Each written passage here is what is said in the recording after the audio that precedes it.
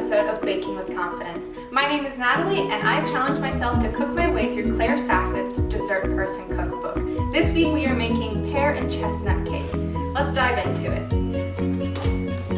Again, Claire, I'm going to say this time and time again, I think your cookbook needs a bookmark. I lose my page every single time. This is a more lengthy process recipe, but in general it seems pretty easy. There's only one little thing that might be a little difficult for you to find if you don't have on hand in your household, which would be a skillet pan. I have one, but if you don't have one, Claire recommends a 10-inch springform pan. Easy enough to find in most stores if you don't already own one. The ingredients for this are hit or miss depending on where you live. I went to 3 different grocery stores to find the type of pears that she recommended. They are not at your average Aldi or Lidl. I had to go to my more mega store to find these, as well as the chestnuts. I could not find any chestnuts in my area. Now that could be for a number of reasons. 1, in the middle of a pandemic, so supplies might not be getting places. 2, right before a big snowstorm hit my area, so a lot of people might be buying them. And 3, I'm not quite sure where to even begin to find them. I got the runaround at varieties of grocery stores to find these. So I actually had to do a little bit of research. These weren't in the notes that Claire generally provides as an alternative or substitution. So I had to substitute the chestnuts for a combination of pecans and, what do they call them? Macadamia nuts. So basically any really fatty nut that will make it much more rich. I did coarsely chop mine in advance because typically when you find chestnuts, they're already roasted in a jar sitting in some kind of liquid and softened for the recipe. So I coarsely chopped mine just to give myself a little leg up since I am kind of walking into this a little defeated already. But all in all, I have my mise en place done, I have my oven preheating, and the first thing that we need to do is heavily butter and sugar our skillet pan. At least that's what Claire says. Now Claire talks a little bit at the beginning of her recipe about how much she loves these 2 flavor combinations, and it was much of a trial and error for her to finally nail on this flavor profile. But I personally have never had a pear cake, so I'm super excited to try this. Also, handy dandy tip if you've never done this before, I usually have a few sticks of butter just lying around in my fridge, and I keep the wrapper on so when I'm greasing, my fingers stay nice and clean and I don't have to worry about it or anything like that. So I'm just going to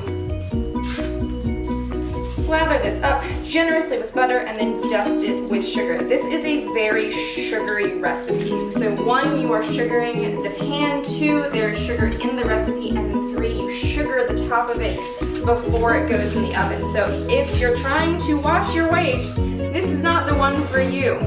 I'm sure if you can't find the pears on hand in your area, you could probably use any pear on the market, but I'm trying to be as close and accurate to her initial recipe. All of the dairy ingredients do need to be softened to go. One of the other ingredients that, I don't know if you can see him, but this is Pippin. That was his little nose sticking up. Not Fitz today, just Pippin. One of the ingredients that I also had trouble finding, again, pandemic or snowstorm, not quite sure which one it is, but I could not find creme fraiche. And so I'm using sour cream this time, but I'm going to float a little bit of heavy whipping cream on top because they say one of the problems with exchanging sour cream for creme fraiche is that it doesn't have enough fat in it. So I initially was like, you know what would be a smart idea? Let's make your own creme fraiche. But my downfall to that was I did not check the recipe on how long it takes to make creme fraiche, and it takes 12 to 24 hours, not 30 minutes. I was thinking it was more like whipped cream, but it is not.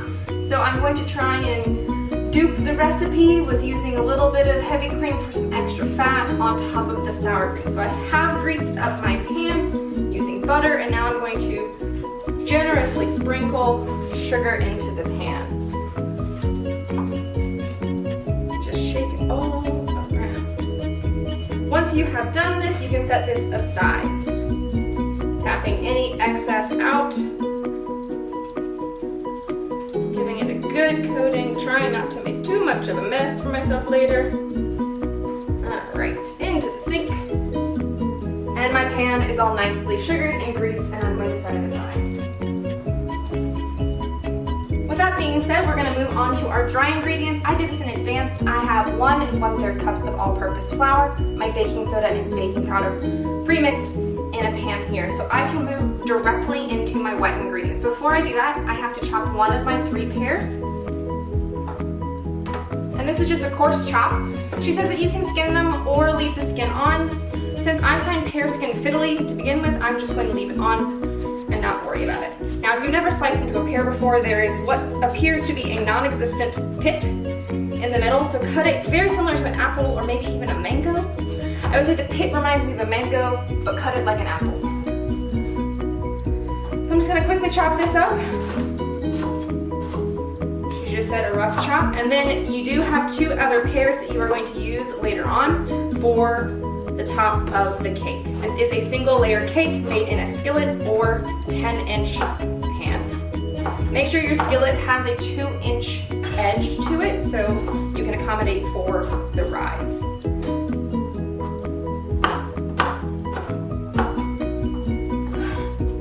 Once I have this all together, I'm going to be using my mixer behind me, and I'm going to be adding the chestnuts, vanilla, salt, and sugar to make a rough or coarse nut paste. After that, I will be adding in the butter. This is very much a traditional cake recipe when you think about creaming sugars and butters together to get a fluffy texture. So I'm going to set this aside while I begin working on my wet ingredients combinations.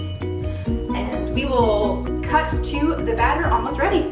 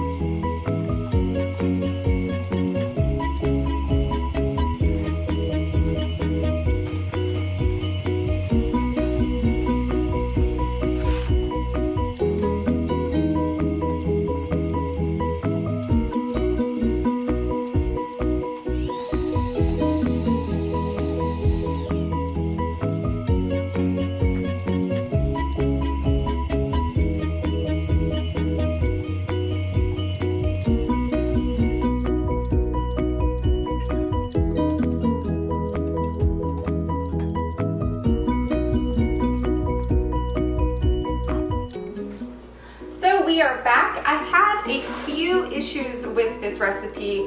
I knew coming into it, it was going to be a little bit more difficult, and she even mentions at the top of the recipe that this is a level 2 difficulty, a little bit higher than the previous ones, which makes sense because we are becoming a little bit more of a dessert person with each recipe. At least that is my goal by the end of this year, is to be just a little bit closer to that. What I'm doing now is I'm just folding in my, she says pear brandy, or you can use a dark rum. Now, I have every other liquor under the sun except for rum and brandy. So, going out the night before a snowstorm trying to find liquor was rather amusing. You can actually check out the funny stories and things that happened to me while I was going out and getting all these crazy ingredients in my blog in the description below. So I'm using a dark rum, which actually works out really great because in the next recipe that also calls for dark rum. So I'm going to use this into my batter. It goes. And then after I completely mix that in, I'll be putting in my coarsely chopped pears that we did at the very beginning. As you saw earlier, I prepared my pears to go on top of the cake as well. She said to thinly slice them because you are going to either fan them or place them in the dough on top. Now, if you want to get really fancy and show off your knife skills, go for it. I am an at-home chef. I like to call myself a professional at-home chef. But you can do it that way, or you could potentially use a mandolin. Again, like I said, I am a professional at-home chef, not a chef. So if you decide to use a mandolin, let me know in the comments below how that worked out for you. Another problem that I came across while I was making this, my 2 nut combinations were not breaking down into the paste like Claire mentions. It says a coarse paste, and I was really struggling with that, so I had to come up with some alternative options to figure out how to get that moisture and that breakdown of the fatty oils that you get from the chestnuts that are left in a jar and not roasted macadamia nuts and pecans. So my batter is ready. Let me just double check the recipe real quick. Fold in the pears and fill in the pan. We already have prepared our skillet behind us, so I'm going to put it in. She says to arrange 5 to 6 slices of pear on top after you pour your batter in, and then to sprinkle about 2 tablespoons of sugar over the pears before it bakes. The batter should be golden brown on the edges, and the spots where there aren't pears should also be equally golden. The pears themselves will be light in color. So here it goes. It looks really good. It reminds me of a dip that one of my friends makes. Very different dips though, savory dip.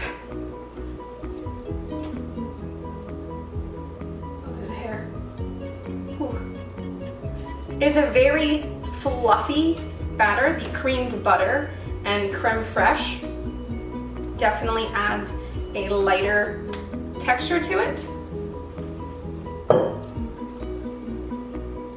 So here we go. Spreading it all the way to the sides.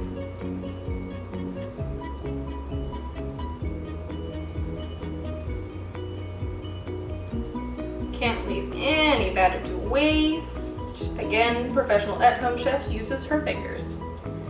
Now, this is where I'm going to get super fiddly, and I will cut to a shot of it all ready to go into the oven before it is. And once I pop it into my oven that's at 350 Fahrenheit, I'm going to let it stay in there for about 60 minutes, depending on the temperature of my oven. It is highly recommended to have a temperature gauge inside your oven because everybody's ovens range in temperature, and also where you live can affect the temperature of your oven. So 50 to 60 minutes in the oven, and then you let it cool in the pan. If you have a spring form, just go around the sides with a offset spatula or some type of blunt knife or spatula to remove it once it has cooled completely. So I will see you guys when it is done.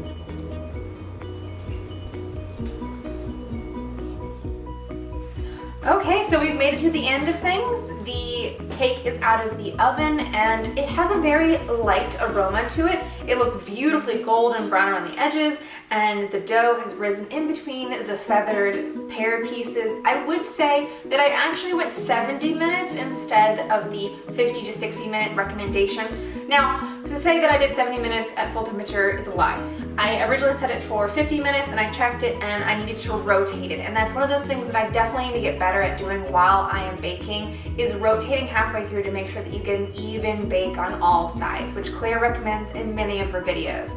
So I rotated it and I did it for another 10 minutes. I took it out at the 60-minute mark, which is what she recommends, and it still was a little gooey. There was a little stickage to it, and I like a little gooey, moist, slightly underdone cake occasionally, but this time I was like, no, let me go for a little more. So I put it back in the oven for an additional 10 minutes, but I turned off the oven just to let it warm up a little bit more. Plus, the center of the cake had not taken on much to any color at this point, and I definitely wanted to do that.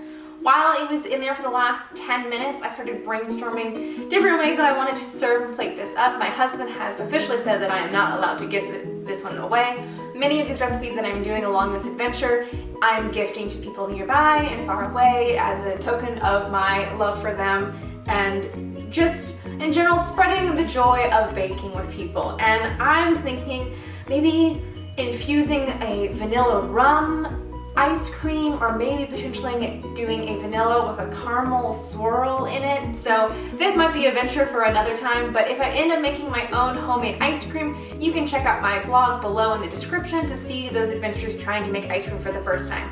I'm super excited to say this is an excellent recipe and I can't wait to dig in. I do have to let it cool completely before I can slice into it, so it's gonna take me a little while before I can actually enjoy it. But all in all, Claire, I think you've done it again. I am one step closer to becoming a dessert person. This was a fantastic experience and I can't wait to see you guys next time.